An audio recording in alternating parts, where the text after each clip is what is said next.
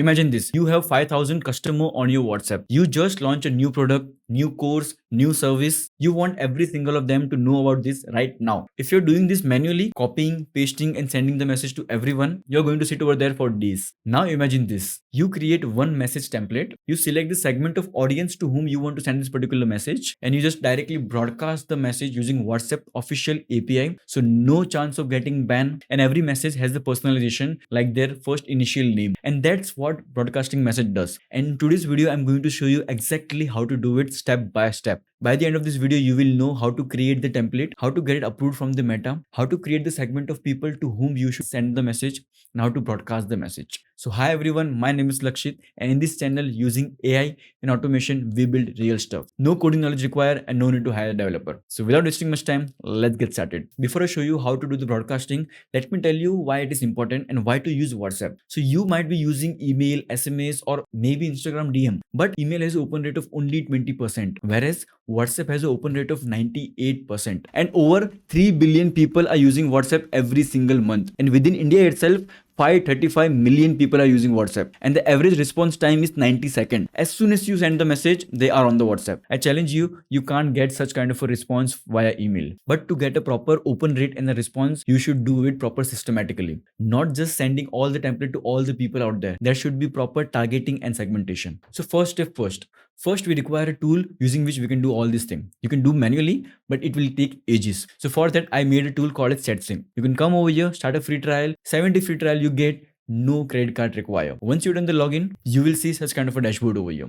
First, let's connect your phone. So there are two ways to connect WhatsApp. So either via cloud API only or either via Coexistence. If you have any kind of a new number which is never used in the WhatsApp, or if you want to buy the number for your business, you can buy the number, but that should not be used in the WhatsApp. Then you can connect that particular number to this business API. Or if you're using WhatsApp business app and you also want to use the WhatsApp business API, then you can connect your WhatsApp business app via directly SetSync, and you can run both at the same time with the same number. So let me show you that. So you come to the integration part over here, click on the WhatsApp business connect, click on the connect, now click on the continue. You must have a business portfolio. If you don't have a business portfolio, come over here, click on the create a business portfolio.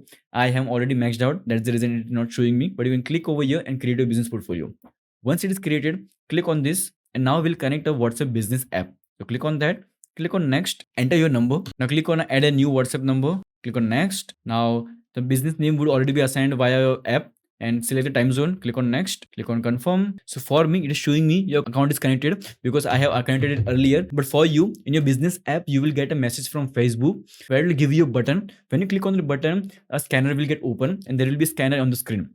Just scan it and your business will be connected. Once it is done, click on finish. So once it is done, click on add payment method. Add your payment method so that we can start creating the template and get approved from the Meta. So once that everything is done, so you can come over here, click on the WhatsApp template. You will see that particular number over here. And also if you don't know if you have added the payment method, if you forgot to add the payment method, you can come to business.facebook.com. Click on the business portfolio which you created. Click on the setting icon, then you will be in this page. Click on the WhatsApp account. Now select the account which you connected and click on the payment setting. And now over here, if there is no payment method, you won't be seeing anyone. You can click on the add payment method. So now once that is done, now let's start creating the template. So you can see the list of template which I have created, but let me show you how to create a new one. So you come over here, click on the new. Now you can select the language. It could be English, it could be whatever language you want to select. Okay. Now you can select the category. If you don't know what is this category, I have made a detailed video regarding this. You can click on the I button and you will come to know. Once you select that, you can give any kind of a name. Test. Now you can select what type of a template type you want to have. It should be a text, it should be image, video, document, location, whatever you want, you can add it over here. Okay, let's select an image. You can upload the image. Now you can write the body over here. Let's say hey, and now you want to send any kind of a name, so you can add the variable. Okay, and then you can write here is the offer.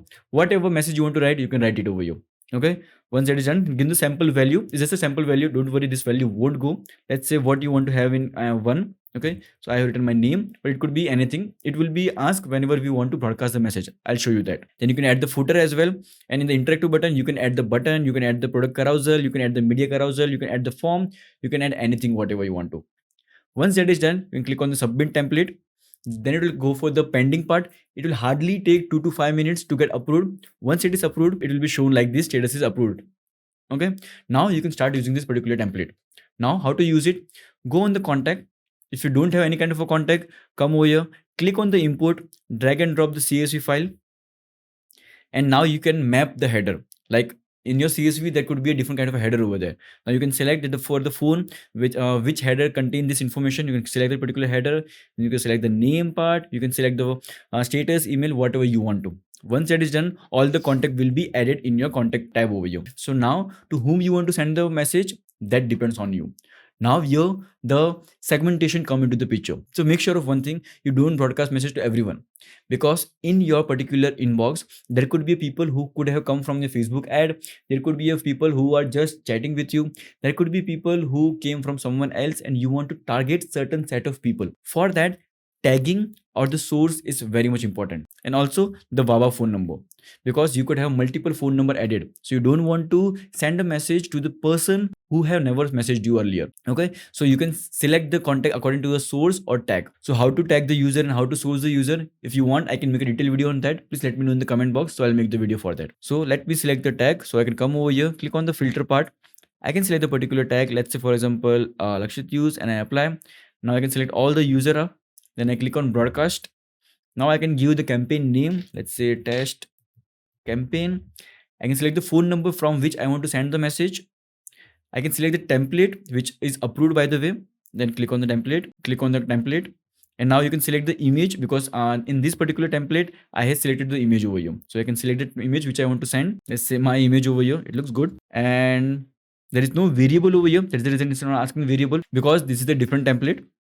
And I can click on the broadcast, or I could have scheduled the broadcast as well.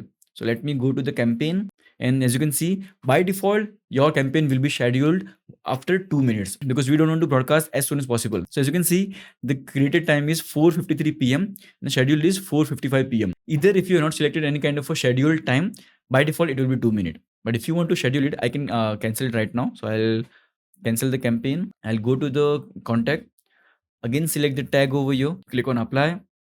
Now I can again select all the contacts which I want to, click on broadcast, give any kind of a name, select the phone number, select the campaign. I'll show you different campaign this time.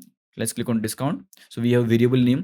So we can select the variable name from here. You can select the column. We have this much column. We can select the name. So by default, the name will come. We can add the fallback value as well. If there is, let's say for example, sir/ma'am. If there is no such kind of a name exist, then you can click on the schedule broadcast. Now you can select the date and time on which we want to schedule the particular broadcast. For this time, I'll do, I'll unselect this part and click on broadcast. And now I'll go to the campaign. This is currently in schedule. I can execute it right now if I want to. Execute now. Yes. And this is running. I can refresh. It is completed. If I click on this, yeah. So as you can see, the message has been sent, and we get a proper dashboard over here where you can see all the information out there. So we were having a total 3 contacts.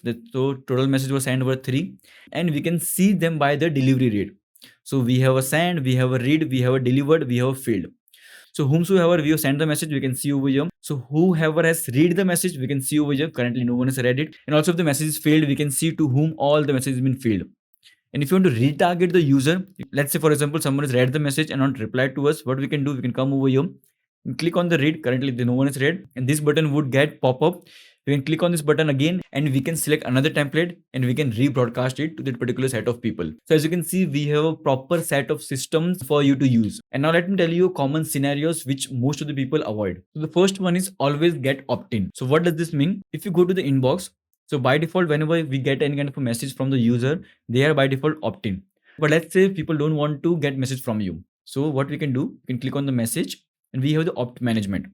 You can add the opt-out word. Let's say for example, stop. So whenever any kind of a user writes stop or unsubscribe, or if you have button, if people click on that, that person will be get opt-out. So in the inbox, what you will see opt-out button over here. Now, whenever you broadcast the message, even if people is in your contact list, the broadcast message won't go to that person.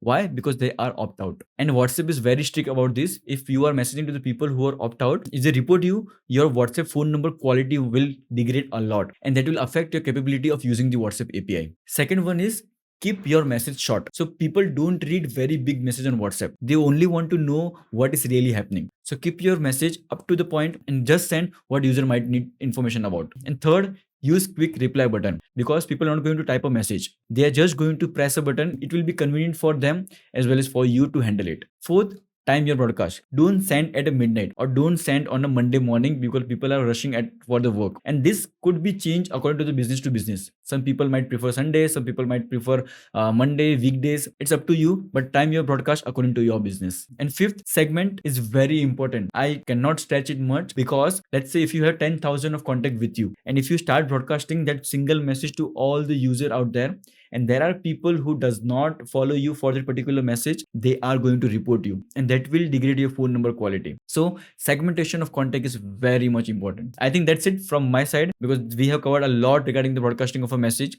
If you want to use this particular platform, you can go to the chatsyncs.com. You can start a free trial. You'll get up to 7 days of free trial, no credit card required. And if you want to move ahead, you can go to the pricing tab, and then you can fill out this particular form. My team will get in touch with you. And if you want to know more features about the ChatSync, watch this particular video.